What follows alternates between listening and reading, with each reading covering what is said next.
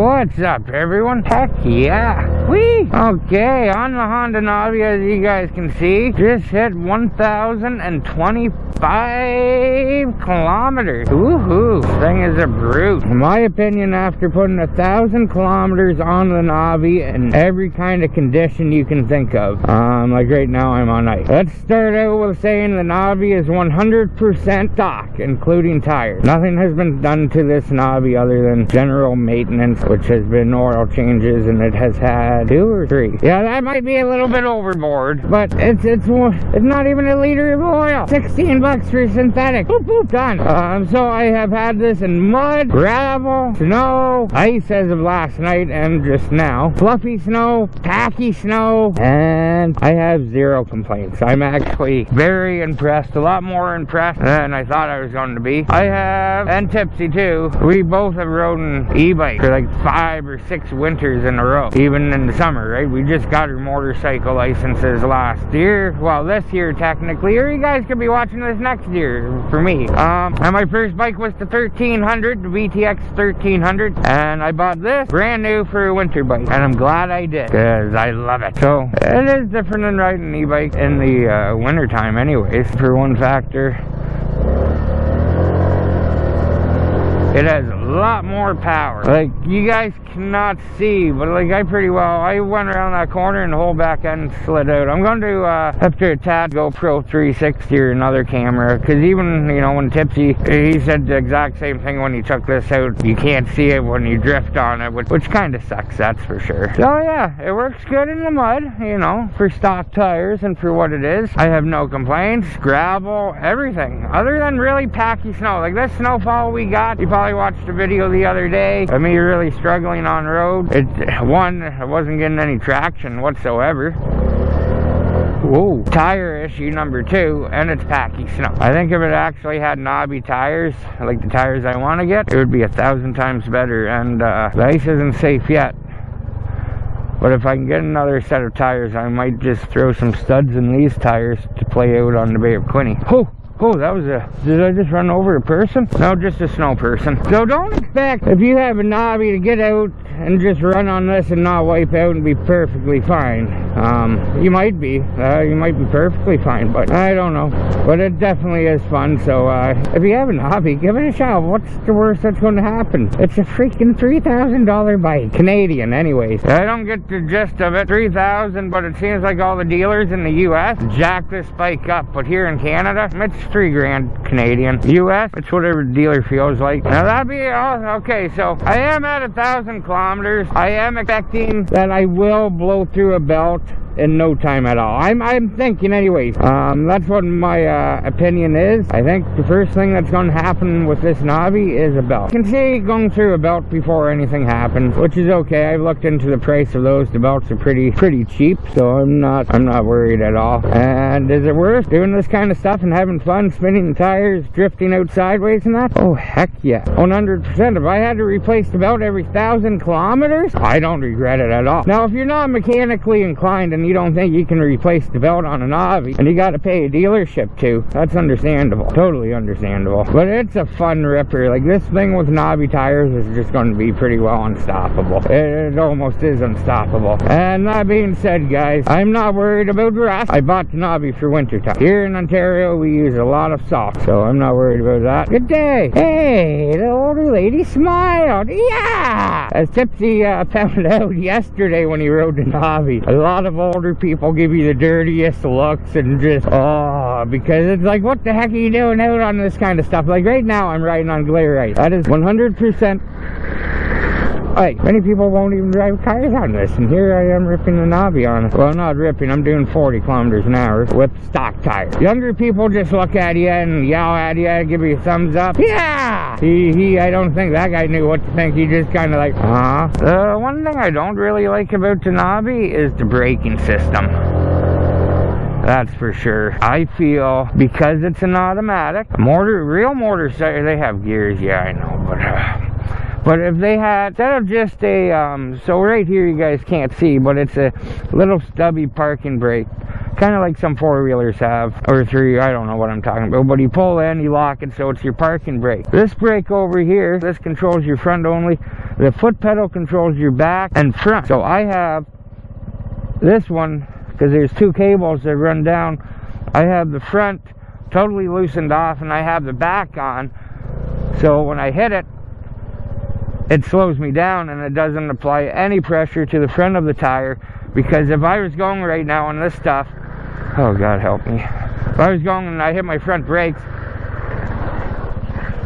it just locks up the tire and you slide it down. Ooh, we got some snow to play in. So I just wish they had, this one is a front one here that was completely back brake, but you could maybe also lock it if they wanted the parking brake,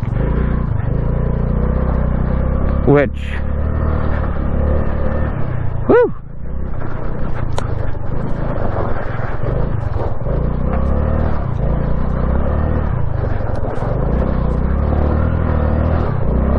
Yeah, that's just the way. I wish something was up on the handlebars for a back brake. I'm going to be changing some stuff around myself. I'm going to get a lever for this one and replace it and have it set up like the way. I just wish it came that way. I have the other mirror off because it's easier to get it in and out of my house to put in the living room.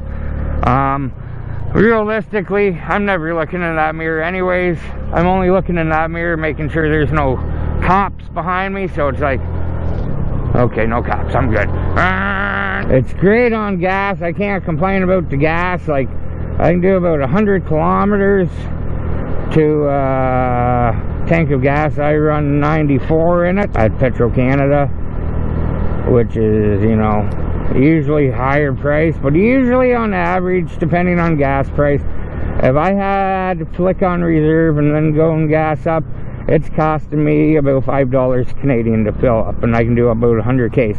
Now, if I put the cheap gas in it, it'll be like $3 or so, $2.50, $3. But I do notice a little bit of difference running 94 versus whatever it is, 87 in this. It just feels that I have a little bit more speed and get up and go. I don't know, it just feels a little bit more peppier. Tipsy did give me risers to install, which I meant to put them on last night when I got home. He reminded me, and then I forgot until this video. I'm not putting on different handlebars right now because it's pretty easy to get it in and out of my house. Once the snow's gone, I don't know what I'm doing. I'm probably going to keep this bike because I like it and it's fun. I don't know, maybe I'll get Tipsy to help me put it in my basement, and I'll strip it 100% down and just refinish it, clean it up, get it all clean and repainted up for next winter. Yeah, next winter. This bike is just like riding an e-bike. That's another thing why I like it. Automatic, I like it because there's been some times, not too often, but there's been some times where I have had to ride with both feet down like this through the snow, and if I lift one up to shift a gear like on the Grom, that's probably when you would just flip over. Now, you probably could do it, but I just think this would be easier. Oh yeah, look at this road. Oh yeah! Not worried. Will it hurt when I fall? Just depends on how I land. Oh, this hasn't even been plowed. Oh, cool. Yeah. And not too shabby. Hopefully there's no, yes.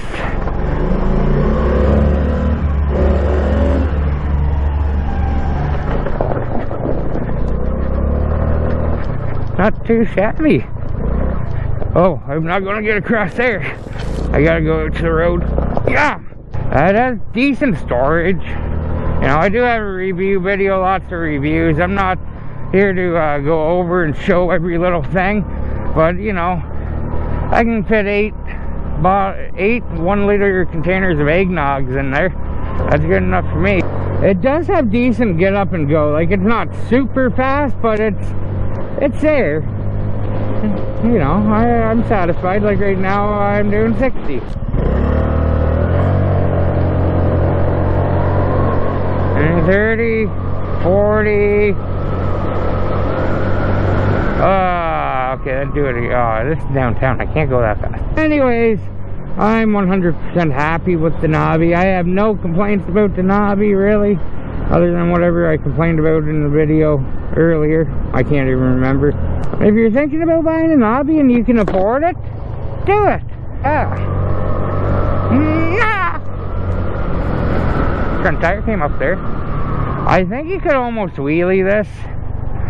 I'm not good at wheelies. As soon as I get the front tire up, it's like, yeah, no, I'm not supposed to be doing this, and I go back down. The front tire up, that's, you know, okay, good enough for me. But Tipsy and I have a couple buddies that are pretty good on wheelies on two wheels that I want them to take this out and see if they could do a wheelie, obviously in the parking lot. Oh, there's a two-step, guys. Two-step. Holy shit. Oh my god. I did not mean to do that wheelie. Holy shit, I almost died. Well, if you try to do a two-step with the front brake, she's going to break loose on you and grab some traction there and wheelie. Yeah, so make sure everyone tries to two-step, and you have a great day. Yeah, woo, two-stepping. Yeah, that's my new thing. I gotta try that more often. Yeah, hell yeah, guys. Have a great day. Make sure you stay tipsy, stay tripping, and stay two-stepping. Cheers, y'all.